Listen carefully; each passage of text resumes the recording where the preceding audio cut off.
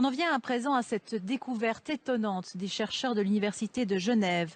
On savait que les abus subis laissaient des séquelles psychiques chez les victimes. On apprend aujourd'hui qu'ils laissent également une trace biologique dans leur ADN, une trace que ces chercheurs sont même parvenus à mesurer. Les explications d'Yvan Elie et Chantal Panatier.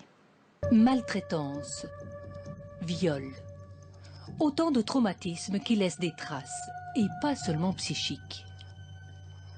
Certaines de ces victimes consultent en psychiatrie. Elles ont accepté de donner leur sang pour analyse. On est allé chercher s'il y avait en quelque sorte des cicatrices sur l'ADN des événements vécus par ces personnes, qui pouvaient être des abus, de la maltraitance ou des circonstances de vie assez difficiles plutôt dans l'enfance.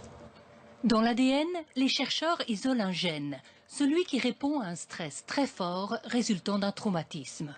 Un traumatisme que les patients décrivent en répondant à un questionnaire.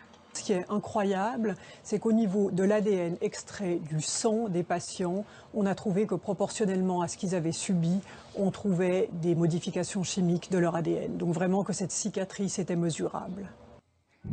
Le traumatisme s'inscrit donc dans notre génome. Et sa trace survit à chaque division cellulaire. Chez les humains comme chez les souris, elle se transmet jusqu'à 3 générations au moins. Très récemment, on a eu cette situation, grand-mère, mère-fille. La grand-mère a un mari qui a violé la fille et de là est issue une petite fille, donc le produit de l'inceste. On a fait une analyse de méthylation sur ces 3 générations et on observe que celle qui a la cicatrice la plus grande, c'est bien la petite fille qui est donc le fruit de l'inceste.